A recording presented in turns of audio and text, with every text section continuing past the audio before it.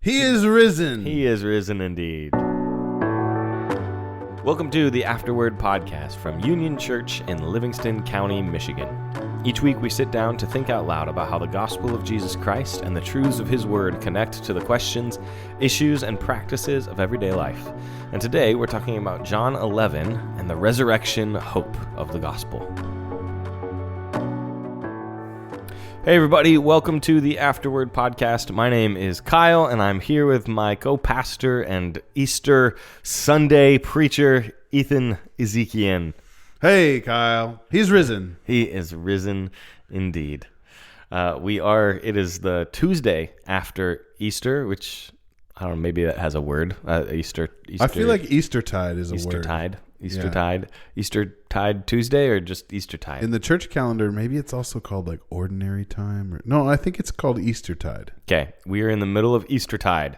It is Tuesday after Easter. We've just come off of a weekend full of activities and celebration of the cross, of the resurrection. We had Good Friday on Friday, had a full room then. We had celebration on Saturday for families. We just shook our fist to the weather and said, we're doing our Easter egg hunt anyways. we got to the Ezikian's home where the Easter egg hunt was supposed to happen, and it was just pouring rain.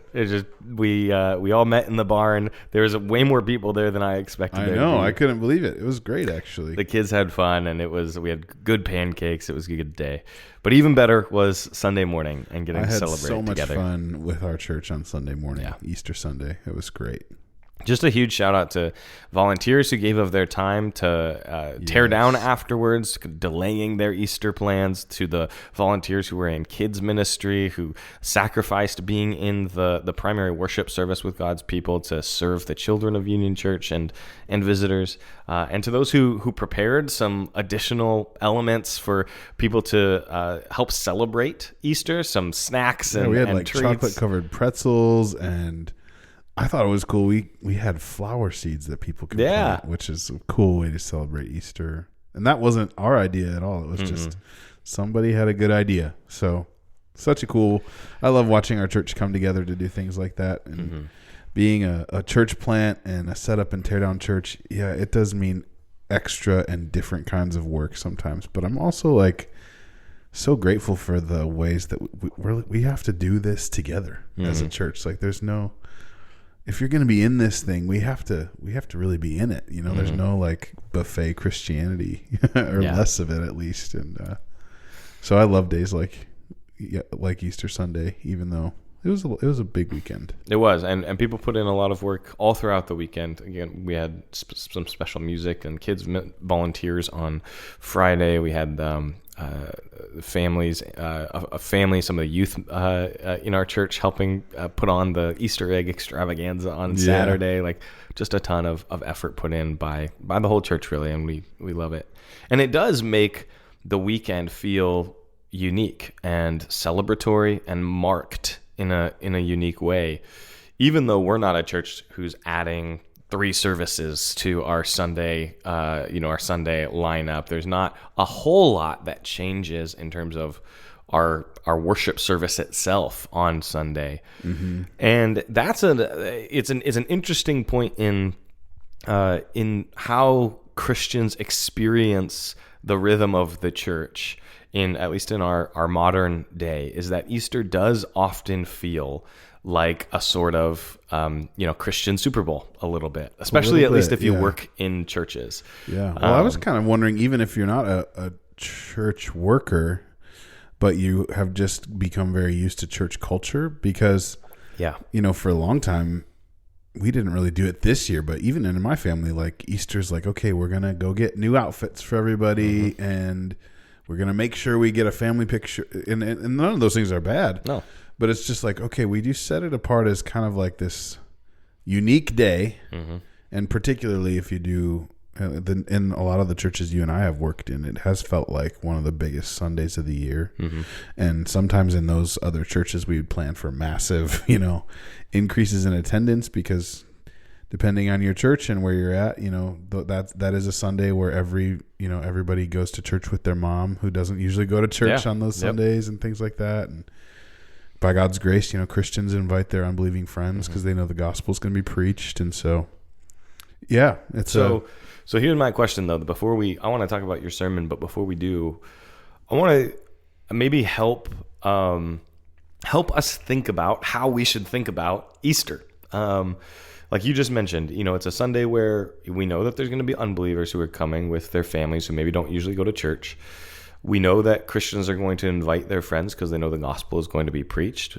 And yet, at some level, we want to be a church that is always planning for those things. We want to be, the gospel should be preached every week. So how should we think about Easter as a unique day? How should we be maybe chastened a little bit to see it as one of 52 unique days? I kind of have.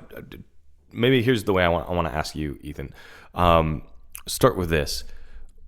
What is it that we as pastors hope will happen in the people who are coming to a church on Easter Sunday? And there's probably two categories there, right? The believer who comes on Easter Sunday. What do we hope is their experience that they get on an Easter Sunday? And what is the unbeliever's experience that we're hoping to foster on an Easter Sunday? Yeah. It is interesting. Like we've just kind of commented on the one end of the spectrum of church culture that makes Easter Sunday into the Super Bowl for church, basically. There's a whole other end of the spectrum that would say, we're just going to keep, doing what we're doing, and we're not going to make anything special about Easter Sunday, because when we do, we're just playing into, American consumerism and not biblical Christianity or even like dead tradition instead of biblical Christianity or something like that. And so we're just going to, keep preaching through Lamentations on Easter Sunday. And there's another weird little vein that's like, well, we don't celebrate Easter because Easter's from a pagan origins. We call it Resurrection Sunday, which I'm not going to spend time dismantling that, but I just don't buy that argument. Like, if you want to have that perspective, God bless you, but I don't agree. But anyways, so I'm doing everything but answering your question. As a pastor, what do I want Christians and non-Christians to walk away with after worshiping together, coming to church on Easter Sunday? I want all of them to have a new or renewed sense of the gospel in a clear way. Does that make sense? Mm-hmm. So the foundation of everything we believe as Christians is the resurrection of Jesus. It, to me, validates or proves or showcases everything else. Like, if Jesus Christ didn't raise from the dead, then Paul says our faith is in vain. Mm-hmm. So I want Christians to be renewed in their gratitude for the resurrection, because that's the beginning of the whole gospel message, and it's kind of the why behind everything else that we do. And I want unbelievers to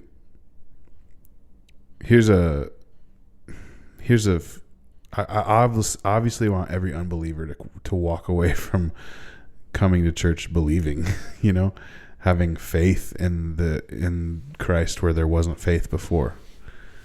And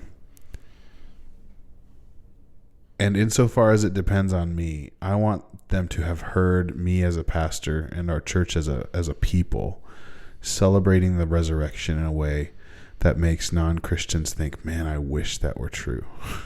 Does that make sense? Mm-hmm. Like, God's responsible for planting seeds of faith in their heart, but insofar as it depends on us, I want to present the truth in such a way that, like, unbelievers are like, that is so good.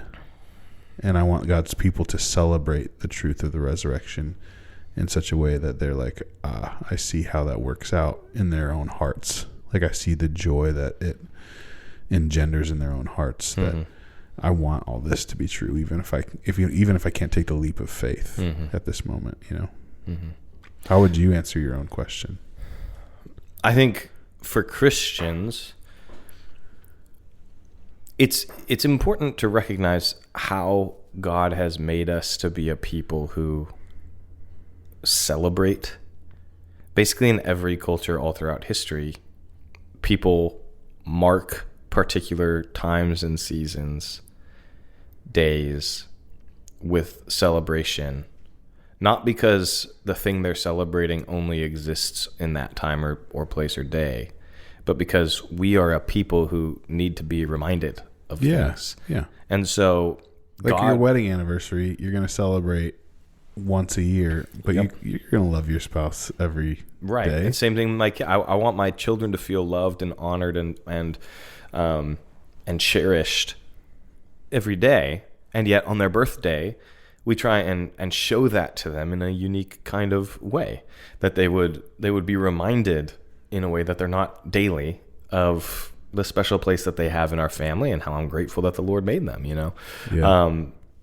And God baked that in to his people's rhythm of life all from the very beginning of time. We talk about this with the Sabbath, that yes, we're called to worship God every day. And yet God put this pattern into humanity from the very beginning of setting aside a day to do so. When he creates the nation of Israel and he gives them his law, it includes all kinds of different festivals and feasts, and not just days to, sometimes we think about that whole system as merely a sort of like religious system of earning God's favor. Like they had to celebrate these things in order to follow God's law. And there's a truth to that it certainly became that for many of the Israelite people, and Paul talks about that a lot in Galatians. But it's also meant just to remind the people of God of the goodness of God, of the ways he had saved them. The reason he had them celebrate Passover every year is so that they would be reminded and get to revel in and celebrate how God had saved them out of Egypt. And the celebration of Easter is basically it's in direct lineage of that celebration of Passover. You know, Jesus dies on Passover weekend, and Easter happens that Sunday, you know, the day after the Passover Sabbath. So I just think we are a people that need to be reminded of the most fundamental things of who we are and what we believe. And that's why we do things like Easter, Christmas, the Incarnation. These are the foundational elements of our faith, like you just said, and it's good for us to take unique days to celebrate that, be reminded of it, and be renewed in our joy. Yeah.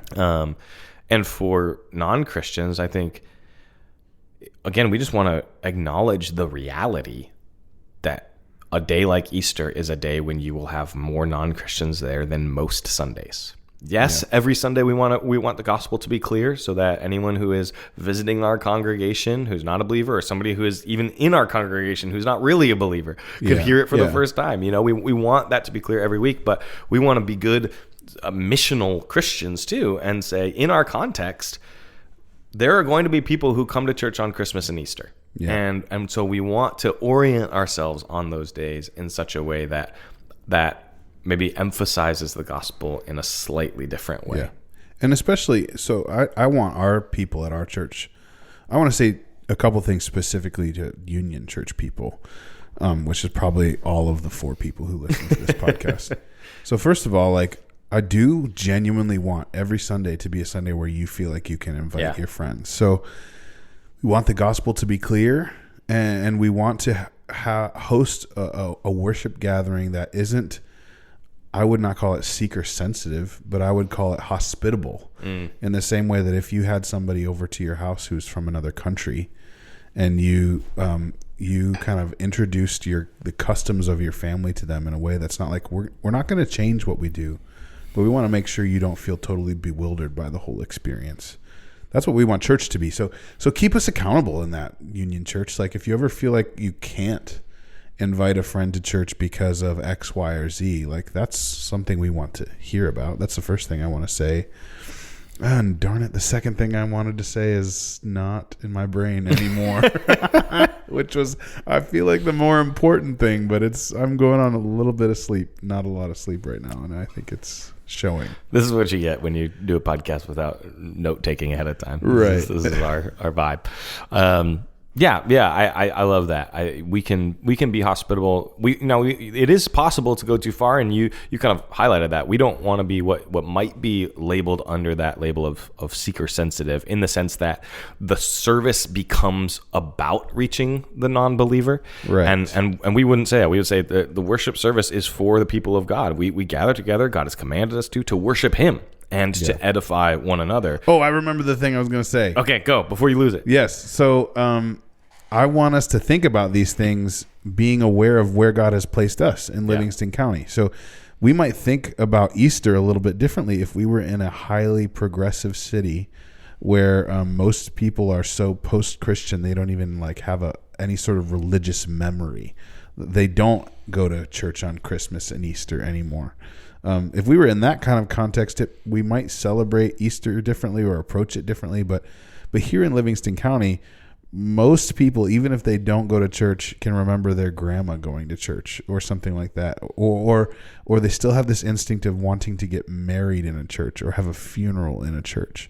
And so there's what I call a religious memory in Livingston County.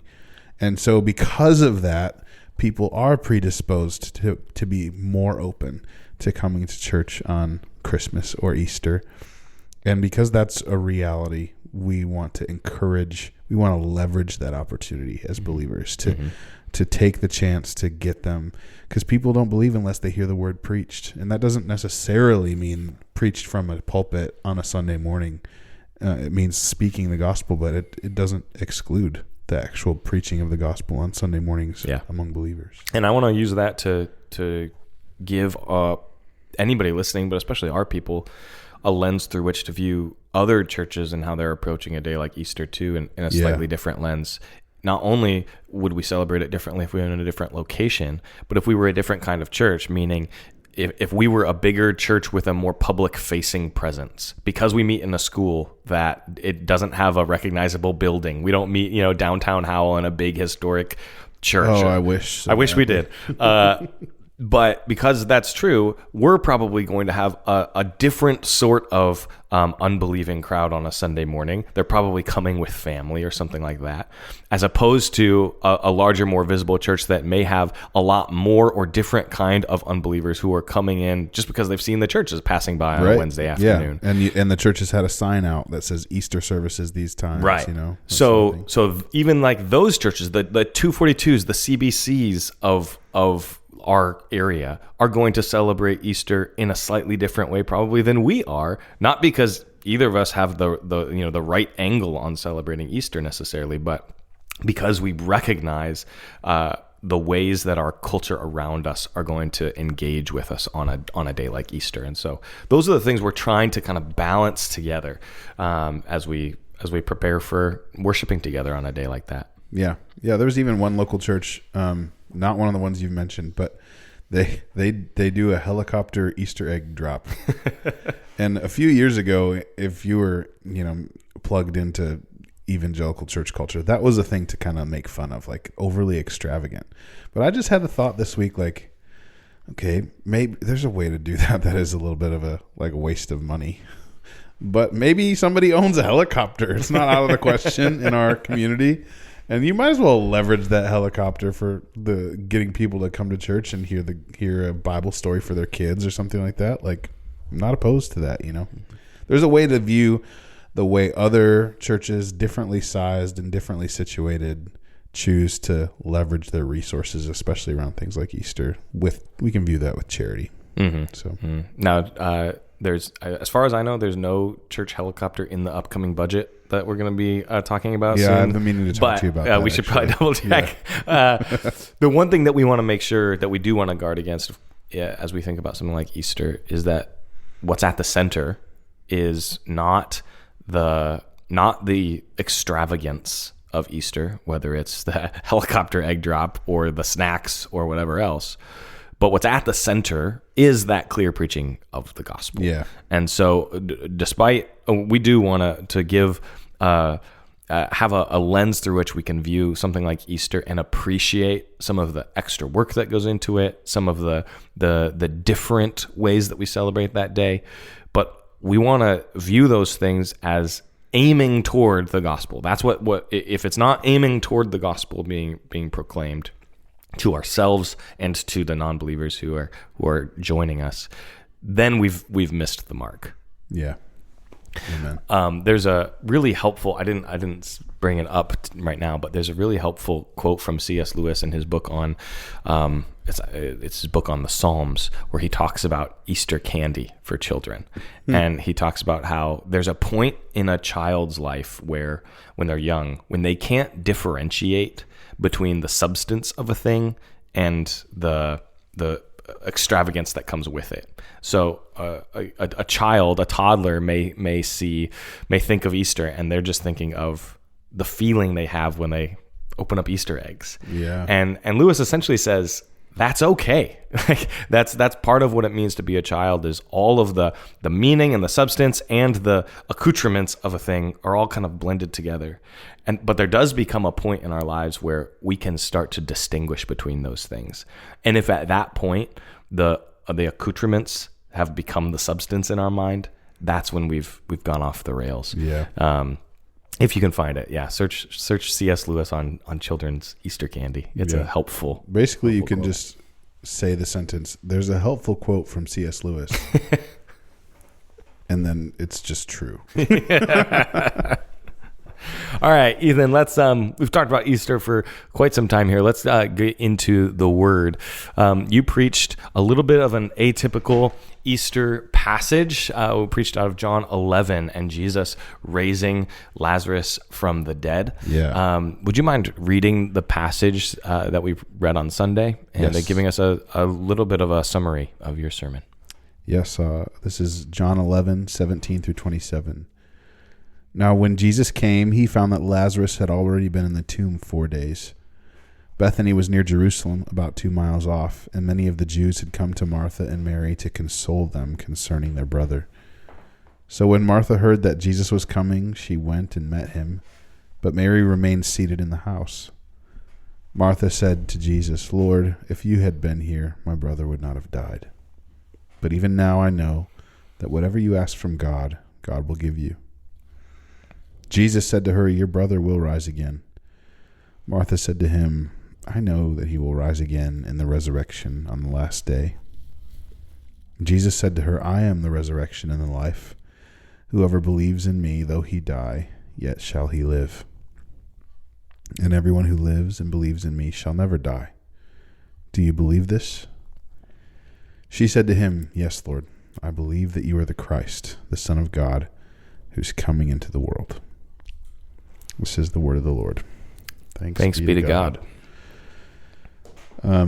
This is just a smaller portion of a story that takes all of John chapter 11 to tell about Lazarus falling ill and Martha and Mary calling to Jesus for help, but he's far away and actually chooses to stay where he's at before he comes. When he comes, he knows Lazarus has died. And he steps into this scene. We've just read this little portion of scripture, and then after that, he goes to the tomb and raises Lazarus from the dead. And so on Sunday, the shape of the message was kind of 3 things that we see in that passage that I read, or at least it alluded to in the passage. So first of all, Jesus steps into this scene where grief is happening. He steps into a scene of death. And he announces the truth about himself, that he is the resurrection and the life.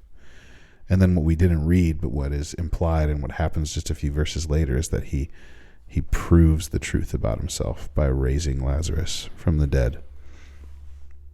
That real story in the life of Jesus really stood out to me this week as a mini picture of the overarching mission of Jesus, who came, God the Son, incarnated in the flesh, stepping into a world of death, proclaiming the truth about who he is, dying on the cross, and then himself rising again to prove the truth of the gospel.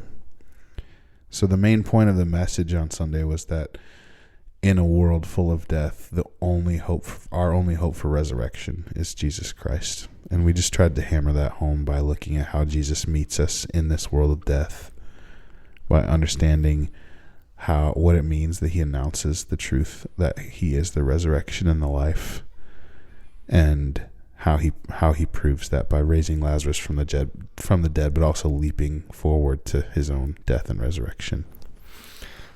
So for someone who comes on Easter Sunday and is expecting to hear the story of Christ rising from the dead on Easter Sunday, and they hear a little bit different text than maybe they're expecting, this is before Jesus has even died. Yeah.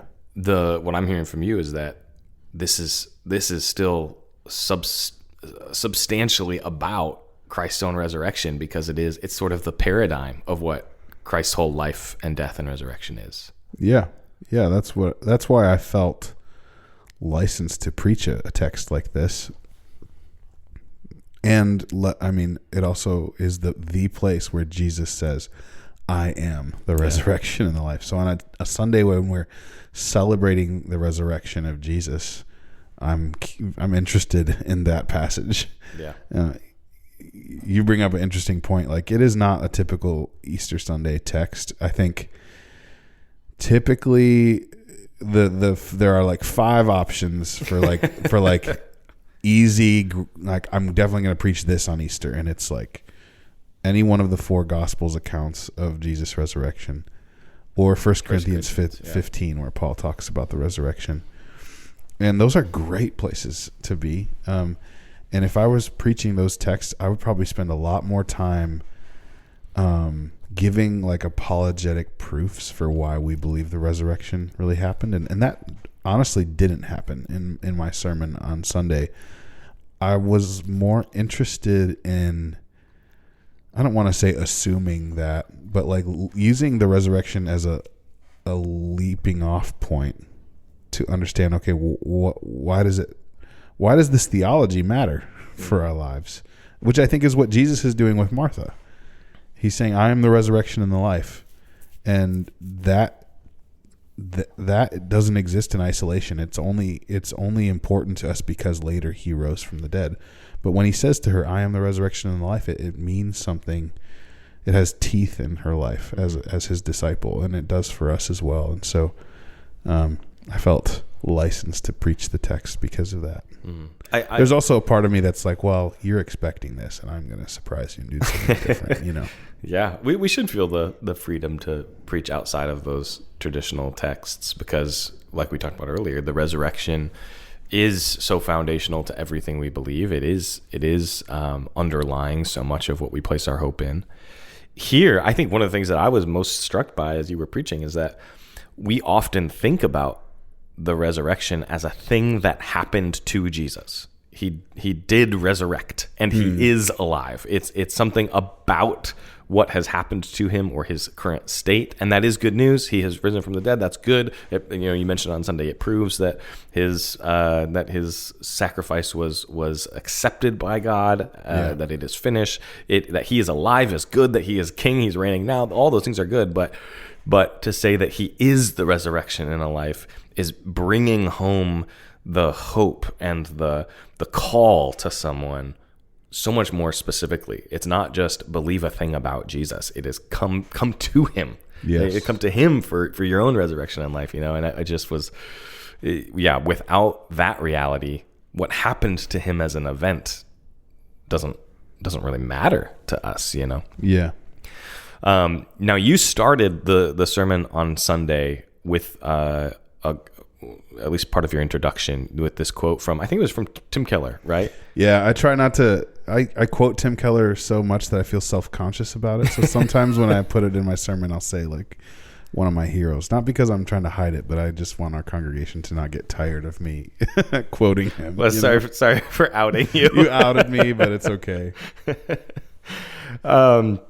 And now you started with this quote that was, if Jesus really rose from the dead, everything will be okay. Yeah. And baked into that question, and like you just mentioned, baked into the sermon, is an assumption that, yes, Jesus did rise from the dead.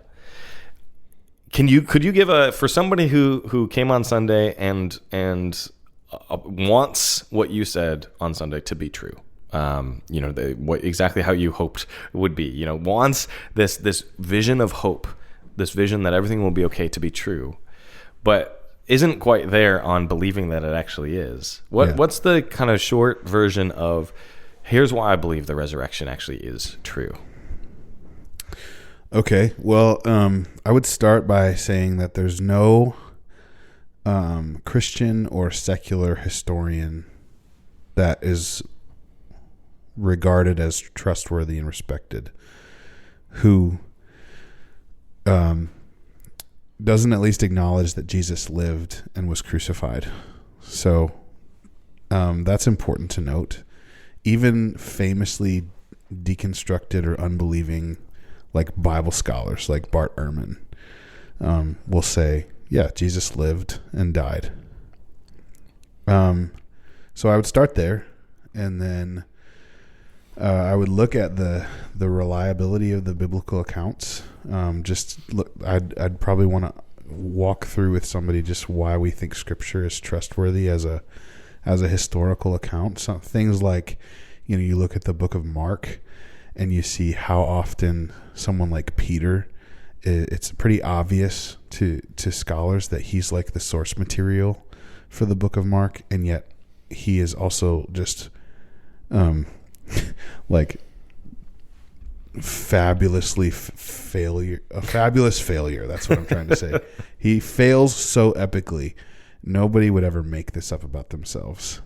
And that's true in all the biblical accounts. And so there are things like the first people to find the empty tomb of Christ are women who wouldn't have even been regarded as reliable witnesses in a court of law.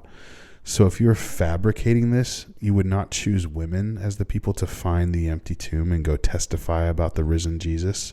You would choose, very respectable men. There's arguments that like one of the arguments that like even atheists today will make is that Jesus didn't rise from the dead. The disciples stole his body and hid it somewhere else. But we see even in the text of Scripture that from the very beginning, the high priest instructs the temple guards to spread that lie. So it's like, okay, if we can see where that lie originated, am I really going to believe it today? It's less convincing to me. There are accounts from eyewitnesses. Basically, like the biblical text is pointing to groups of hundreds of eyewitnesses who saw Jesus alive after he was buried in the tomb. And mass hallucinations do not happen. That's not a scientific thing. So if there are eyewitness accounts recorded in Scripture, and if Scripture is reliable, then we can say, well, this is something worth noting. What am I missing? What would you say? I think all of those things are really helpful. I think often when people have a skepticism here, it is rooted around a skepticism in the Bible itself. Obviously, if you take the Bible to be reliable, then you're 90% of the way there to the resurrection. Yeah, totally.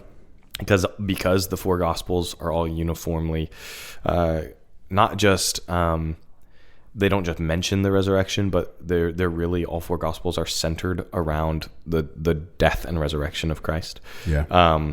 There's different emphases on different teachings of Jesus throughout the four Gospels. They tell the story in slightly different ways, but they all ultimately come to the death and resurrection of Christ as the climax and resolution of the story. So if you have a trust in the Bible, then you're probably there. So for skeptics, it's often hard, I think, to rely on biblical evidence for the resurrection. And so I don't remember which apologist I first heard this from, but it can often be summarized in just a few points that we know just from extra biblical evidence, right? And I think you mentioned all of these, so I'll just summarize. We know that Jesus really lived and died, and that he died by crucifixion by the Roman authorities. Mm-hmm. We know that he was rejected by the Jewish religious leaders at the time. So that's kind of the first point. He lived, died, was rejected by the Jewish authorities and crucified by the Roman authorities. We know that the tomb was empty. We know that there was never any we can't find any sort of claim that the body was presented as people began to claim that Christ was resurrected. Yeah. And we do know, a third point, that people claimed that Christ was resurrected, that his closest followers all claimed this, and that the claim spread very quickly. Yeah. And as best that we can tell, none of those followers ever delineated from that claim. They never recanted. They never recanted, even to the point of suffering and death. And this led to a worldwide group of followers of Christ. There's a reason that it's interesting. Like, I learned fairly recently, like, there were plenty of other messiahs who led uprisings in Judea and were killed. To clarify, plenty of claimed messiahs. Yes, not literal messiahs, but people who said, "I am the one that you've been waiting for, and I will lead you into freedom." And they led uprisings, and I think one of them is named Jonah Bar Jesus or something like that. But basically, the point is, like, nobody's heard of those guys because they stayed dead, and their followers dissipated. And when Jesus was crucified, his followers were scattered. But that scattered group of wimpy disciples were transformed into, like, testifiers to the resurrection who would carry that testimony even unto death. Mm-hmm. That's worth noting. Yeah. People don't die for something that they know is false unless it is bringing them some sort of benefit. Right? Yes. Like, people don't suffer for this case of something that is false unless it's bringing them some sort of benefit. The apostles, as best as we can tell, did not get any sort of external, material, worldly benefit from sticking to this story. Yeah, from basically the beginning, they were just imprisoned and persecuted. Hated by their countrymen, their families. They were exiled from Jerusalem at one point. Paul, obviously, who's the most famous missionary outside of the Israel, is persecuted in countless different ways and spends his entire life bringing this gospel around the world. I just don't see any reason why this story spreads without some supernatural backing. Yeah. And of course, we find it to be true, to resonate true in our own hearts as we read the Word, and the Spirit does a work on us. And so that's ultimately the bare reason alone will not convince someone of the truth, but the Lord does His work in part through reason. And so if this can be helpful to someone to maybe remove some barriers to them, then we pray it will be. Yeah. The really good resources on all this are, if you need a shorter read, anything by Lee Strobel about Christ or the resurrection. It's really solid. And then there's a really thick book that I've friends, I own this book and I've read a few pages of this book. It's like 800 pages. It's called The Resurrection of the Son of God by N.T. Wright, and it is widely lauded as one of the best defenses of the resurrection that's ever been written. So I'd like to read that book, but if you want to beat me to it, be it by all means. Now, before we come to a close here, Ethan, I want to shift gears to some practicality. Yeah. Because for most of our congregation, and probably most of the people listening to this, if not all, they believe this. They believe this is true, and they come to church on Easter, and they're glad to celebrate it. And yet, sometimes our celebration of Easter, or something that's just widely assumed to be true in our context, can just become sort of it can become a repeated truth that we say, and we enjoy Easter Sunday, but Easter becomes a day in particular where we don't leave with any sort of real practical exhortation, because we're celebrating the truth. We all know, we hear the gospel every week. You know, this is a joyful day, but we're hearing the same thing we hear every week. And on some level, that's just true. We do want to preach the gospel every week, and we want it to become something we're familiar with. And yet the sentence that we just quoted a few minutes ago that you said at the very beginning, and that really shaped your whole message, that if the resurrection is true, everything is going to be okay. There is some real practical value to that. But I think sometimes we might hear something like that and just think, yep, if the gospel is true, if the resurrection is true, then everything's going to be okay. But we don't know how to use it. We don't know how to use it on a day-to-day level as we're going throughout life. So someone might hear that, and they might hear that as just like a pithy statement that doesn't have any sort of power in the like day-to-day. Just one more Christian platitude. Yeah, it's yep, just like, yep, we're going to be in heaven someday.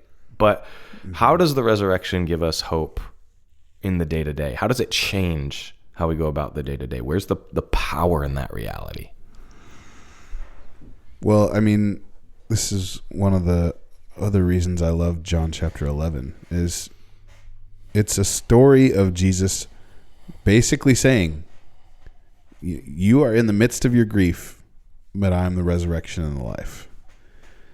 And yet, even as he preaches the truth of the hope of resurrection about himself, he is meeting Martha on the road, and later Mary comes to him and says almost the same thing. If you had been here, my brother would not have died. He goes to the tomb. Jesus knows, and you can see it from the very beginning of the chapter, he knows what he's going to do with Lazarus. He knows he's going to raise Lazarus from the dead.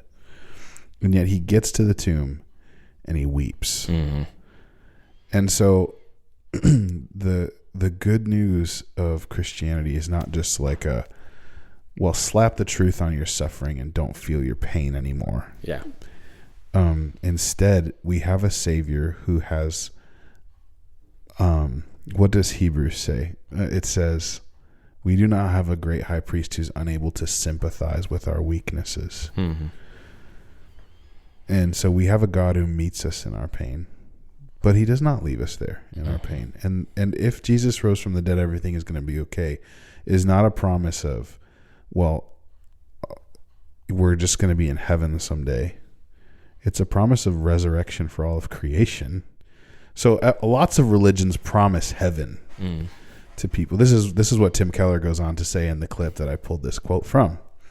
He goes on to say, lots of religions promise heaven as a sort of consolation for how horrible this world is. But the unique promise of Christianity is not that we're going to have a sort of consolation prize for suffering long enough in this earth, but we're going to have everything resurrected, all of creation made new. And not a consolation prize, but everything as it should have been. And that's a real hope. That is a hope with better teeth to it. And I think we apply that to our lives, not by just saying, well, stop feeling sad. Mm-hmm. No, we say, like, we grieve. Mm-hmm. To quote another part of the Bible, we grieve, but we don't grieve like people who don't have hope. Yeah. So. Yeah, maybe you could think about it like sometimes I get frustrated with my kids, right? Because something happens that's not a big deal.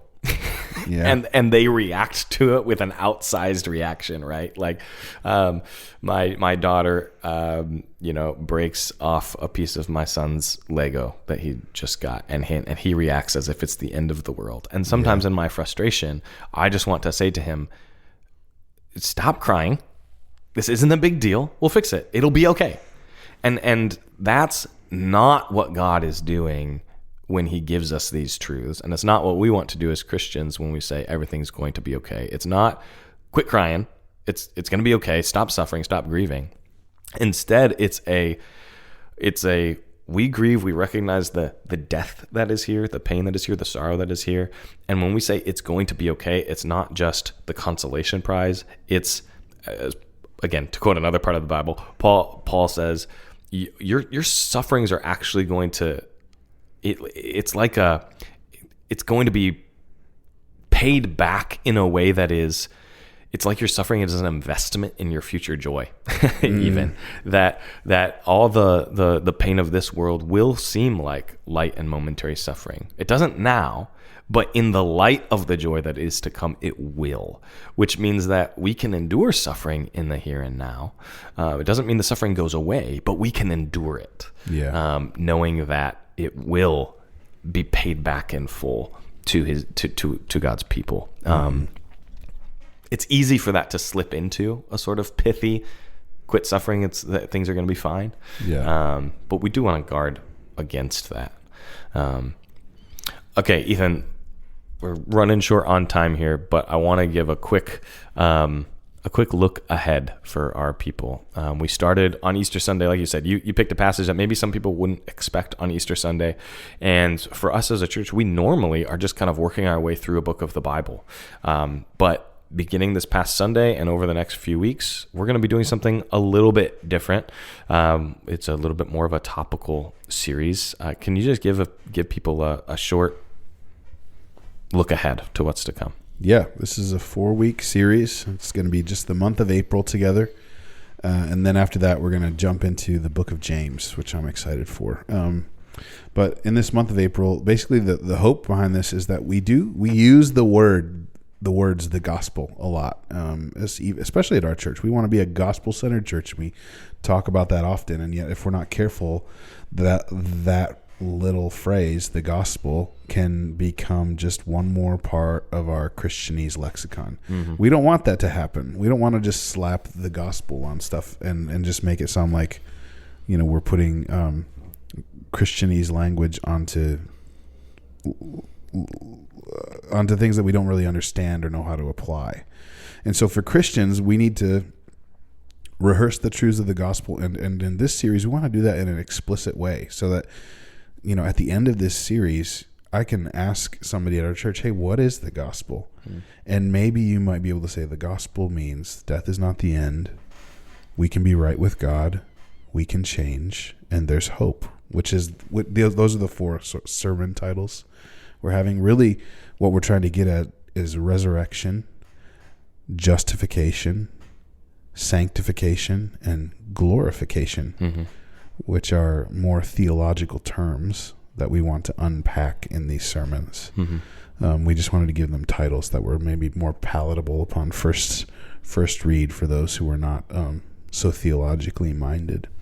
So next week, you'll be preaching on the gospel means you can be right with God. Yeah. And we'll be in Colossians for that. And then the week after that, we might change the text. Might change the text. Well, a series like this gives us the flexibility to do that. But the week after that, we'll go through the gospel means you can change, this idea of sanctification. And I think we'll be in Ephesians for that sermon. And then the last one will be the gospel means everything will be okay, or the gospel means there is hope. And that will be a sermon on glorification. Maybe it should be the gospel means everything will be glorious. And so I'm excited to just rehearse. It's not really rehearsing the basics, but it's like, I can never remember who the famous sports guy is, but I think it's a guy. Help me. It's like so there's a famous trophy in football. Do you know what I'm talking about? Yep, the Lombardi Trophy. Yeah, Vince Lombardi, right? Yep. And he was also a football coach, right? Yep. So when he began coaching a professional team, guys who knew football, he got a football in the locker room with them, and he said the place that he started is, gentlemen, this is a football. And in other words, he had to just rehearse the basics with them in order to get them going in the same direction. And we need to do that sometimes as a church. And so this is kind of a gentleman, this is a football kind of sermon series. So for those who have been in and around the church for a long time, we want to reorient you in the best way possible around the gospel. And maybe even if our prayers are answered the way we hope they will, there will be some people who are new to the gospel at our church, and they will get a crash course in what the gospel means for their life. Yeah, and the gospel,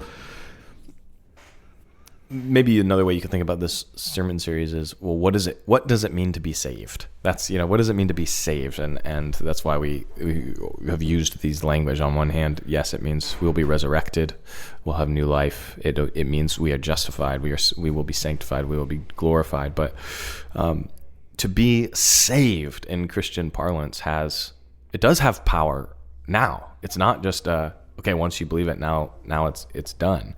There's ongoing power to all of those realities for Christians, and that's one of my prayers as well for this sermon series, is that we would be renewed in our capacity to not just know and appreciate these realities, but to apply them in the day to day. So yeah, it's never a waste for us to rehearse the gospel together. Amen. All right, friends. Well, we have celebrated the resurrection together once again here on this Eastertide Tuesday. We're praying it's been helpful for you, and that you too are being equipped to celebrate a renewed hope in the gospel today. The goal of this podcast is always to equip the people of Union Church for discipleship and mission. If you are a Christian listening from outside of the Union Church ecosystem, then we are grateful that you have joined us, and we're praying that this conversation would help you to follow Jesus and engage in his mission wherever he has placed you. We'd love to hear from any of you. If you have thoughts or feedback or questions, send an email to connect@unionchurchmi.com and include the word podcast in your email subject line. Thanks for listening. Lord willing, we'll see you next week on another episode of the Afterword podcast.